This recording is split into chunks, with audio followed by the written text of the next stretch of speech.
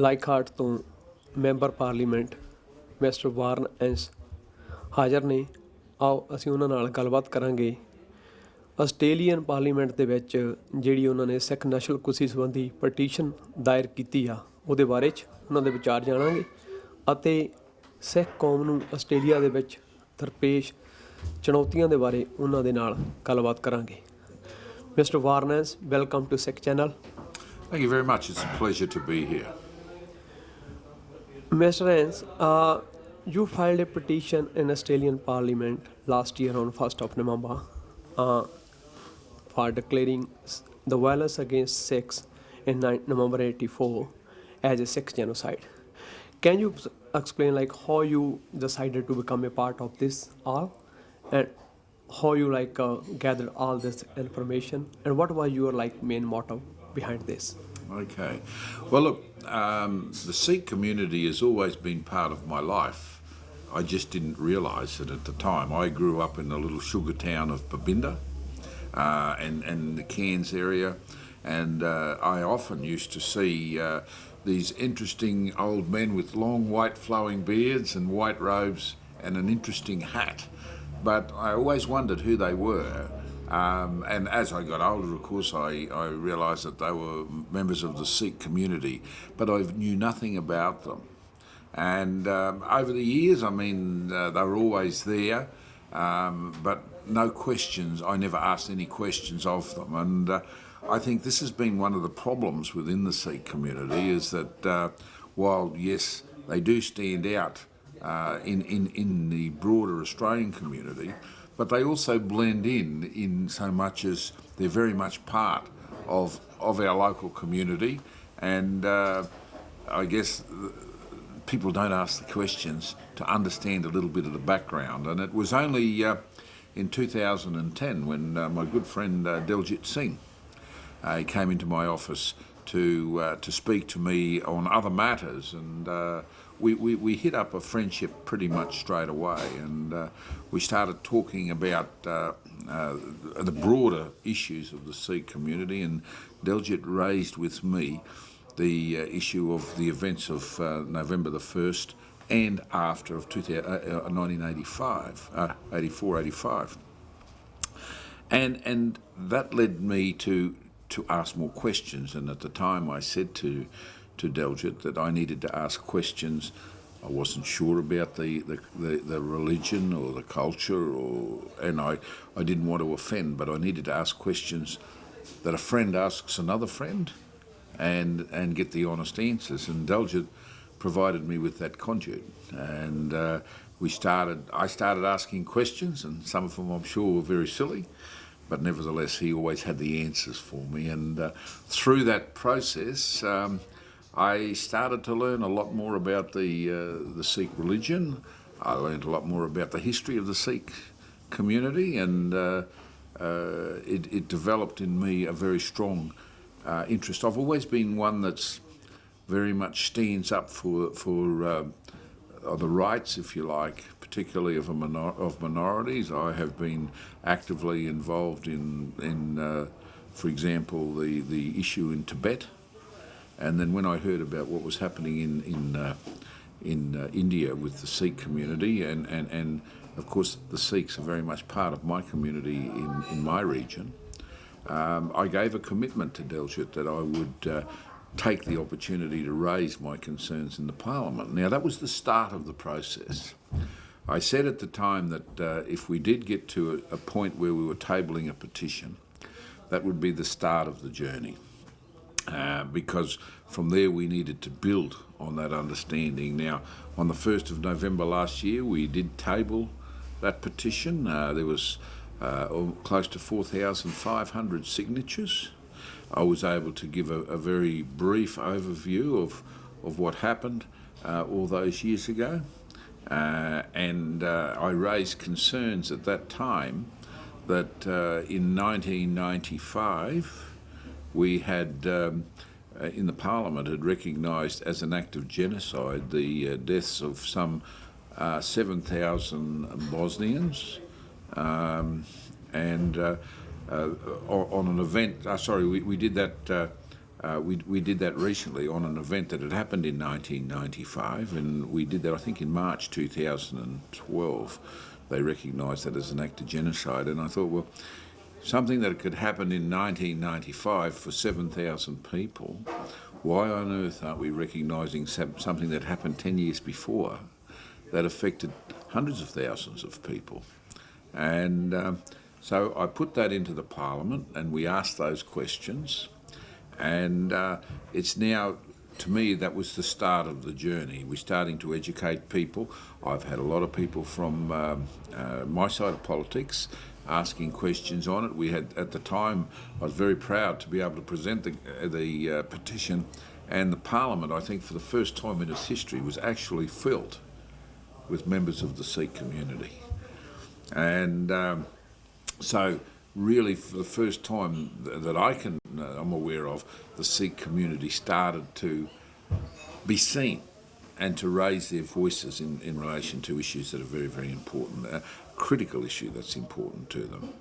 Now, since then, we've now identified a number of members on both sides of politics that are very sympathetic to the cause and are starting to understand it better. And I think what we need to do now is we need to start having the community in all the areas around Australia need to start having conversations with their members, or with their local federal member of Parliament, and seek a commitment from those members that they will support a push for the government now to go to the next step, which is to start a conversation with the Indian government to raise concerns about getting this recognised as an act of genocide, which clearly is what it was. I know that there is a view in the Indian government that, oh well, let's just forgive and forget. An act like this can never be forgotten, and today I know there are people up in my community that were actually witness to what happened then. So they're never going to forget. But if you're going to start talking about a forgiving process and moving on, the first thing you have to do is to acknowledge that something actually happened, and not just sort of see it as a anti-Sikh riot, which is the terminology that's being used. It wasn't that at all. It was clearly an act of genocide, and I think it needs to be acknowledged as that. And I think that'll be the first step of healing and the first step of moving on for the community. And so I'm absolutely committed to do what I can as a local member. I continue to draw my information from my good friend Delchit, but I now have enough information to be able to talk to many of my parliamentary colleagues, and I'll certainly be seeking their support as we go to the next step in encouraging whoever is the next government, given that we're expected to go into an election at any time, to be able to start to have that conversation with the Indian government.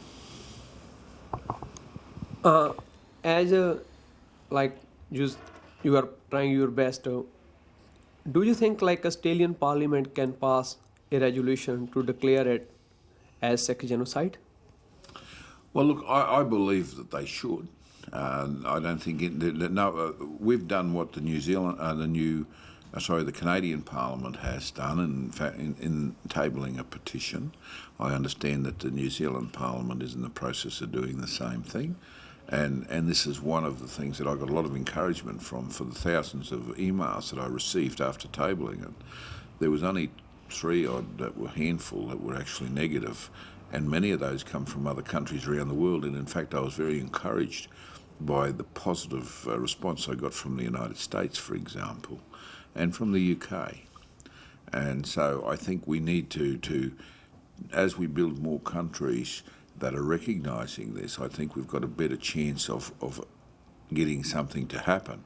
From an Australian perspective, though, I would like to see the Australian government be the first ones to actually recognise it, as we did with Bosnia, to recognise it in the Parliament. I understand the reluctance in some quarters to do so, but it is what it is. And I think that by stating actual facts, is a major step forward, and I think that the Indian government should be mature enough to accept that. Mr. Warnes, what do you think Sikh community in Australia need to do to so they can other people like you can come forward in support of Sikh community? Well, the first thing that we need to do is we need to encourage members of the Sikh community in each area, each electorate around Australia, to start a conversation with their local member and encourage them to listen, to understand what the issue is. Because, I mean, the reason I've been in the Parliament since 1996, the reason that I hadn't acted earlier was because I didn't know Daljeet. I didn't know Daljeet Singh, and so I had not had this story shared with me. And I think that if the conversation starts, get the local Sikh people within each electorate to contact their local federal member and ask that they want to sit down and they want to share a story with them. They want to explain to them what's happening. We've got a good starting point now in that we've got the petition in the National Parliament. So you've got a set of words there, but you can explain a little bit about the history of the Sikh community, explain a little bit about the religious beliefs, which I think are very, very important to understand. In my own experience, I was amazed just how close they are to my own Christian beliefs, and I was just amazed because it was something I didn't have any understanding. In fact, in many ways, I think there are a lot more positive messages there, and I really appreciated the opportunity of knowing that. So that's the first thing, and then I think what needs to happen. We need the community or the national body in Australia to write to the next government of the day, raising the issue of the petition, which has been so strongly supported across Australia, and asking the government or requesting that the government consider recognise this as an act, formally recognising these actions as an act of genocide. In doing so, send a copy to each and every federal member of Parliament. And once we get that done, I think that's a good step in the right direction. Mr. Warren, in Australian community, as we say, this is like multicultural community. What Sikhs are facing different type challenges here. Some people still don't know much about their identity, and as a member of Parliament and as a leader of Liberal Party, what do you think on the part of government need to be done so people know about Sikh identity and their custom and their beliefs? Look. I think we need the same education process. There are 152 members of Parliament. There are Sikh communities in many of those 152 seats. I think that in each seat you need to get members to do what I've done. Come and start that conversation. You really must talk. You're right, it is a multicultural society, but we will only see, as I say, I think the problem within the Sikh community is that while you do stand out because of the way you dress, which is a little bit different to the average Australian dress. However, you don't stand out in so much as the Sikh community is wonderful citizens. They while they stand out visually, they blend in socially within our community, and people that you're accepted exactly for who you are, but people don't tend to ask the questions. The important questions is a little bit about your background, and so I think that you need to, as I say, start that conversation, and I think that if you do that, more and more people will have a much better understanding of the Sikh community and what their views are, what their beliefs are, and what their history is. And I think that will strengthen the arguments that we have. The other thing that I would be doing too, because there is another group within the Australian community that is also really seeking the same sort of outcome, and that is the Armenian community. And they've been campaigning now for quite a long time to get recognised. I think it was 1.5 million Armenians were killed in 1915 by the Turkish government, and they're looking for a similar outcome from the Turkish government as what the Sikh community is from the Indian government. I think that there are synergies there whereby I think the Sikh community should be talking to the Armenian community as well, and maybe because they're two outstanding issues that need to be addressed, and I think maybe as a collective it would help to strengthen your arguments in getting the governments to respond. Thanks a lot, Mr. Warren. Look, it's an absolute pleasure, and being here at Revesby today to partake and to share at your temple is something that I've been really looking forward to. I've had the privilege and the opportunity of being able to go to spend a little bit of time in one of your temples in Edmonton.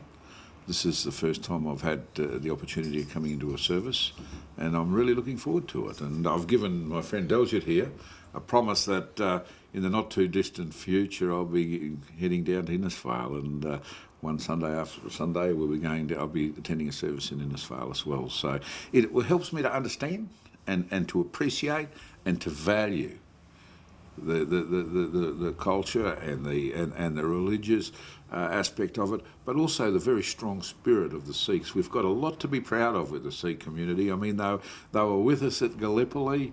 They have done wonderful things for the economy of this country. They have been and are a very, very important part of our country now. And I think that this is one way that we can show that appreciation is by getting behind the community and offering very, very strong support for things that are very, very important to the Sikh community as well. Thanks a lot. All the best for the coming elections. Thanks a lot. Thank you very much indeed. I really appreciate the time.